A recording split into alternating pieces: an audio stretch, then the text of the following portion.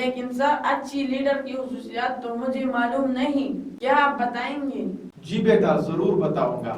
بیٹا اب غور سے سنو، سب سے پہلی خصوصیت ایک اچھی لیڈر میں یہ ہوتی ہے کہ اس کا ایک ویژن ہوتا ہے اور اس ویژن کی پیچھے ایک مقصد ہوتا ہے، اور وہ ویژن اور اس کی پیچھے مقصد اس کو بھی بالکل کلیئر ہوتا ہے اور اس کے فالوورز کو بھی بالکل واضح اور کلیئر ہوتا ہے۔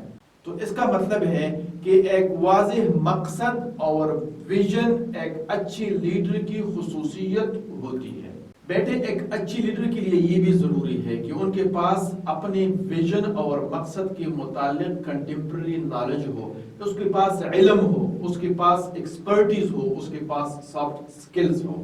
اور اسی طرح بیٹے اگر آپ اچھی لیڈر بننا چاہتے ہو تو دل سے نفرت کو باہر نکال پھینک دو اور محبت اپنے دل کے اندر پیدا کرو، تب جا کے آپ ایک اچھی لیڈر بن سکتے ہیں۔ آپ تاریخ اٹھا کے دیکھ لیں کہ جتنی بھی دنیا میں سکسیسفل لوگ ہیں وہ محبت کرنے والے ہیں، وہ نفرت پھیلانے والے نہیں ہوتے۔ اور آپ دیکھیں کہ سب سے بڑے لیڈر ہمارے آقا محمد مصطفیٰ صلی اللہ علیہ وآلہ وسلم ہے۔ آپ ان کی زندگی کو اٹھا کے دیکھ لیں، وہ کتنے اپنی امت سے پیار اور محبت کرتے تھے۔ تو اس لیے اگر آپ بھی ایک اچھے لیڈر بننا چاہتے ہیں تو اپنے دل کے اندر محبت پیدا کرو اور لوگوں کی نفرت دل سے نکال دو۔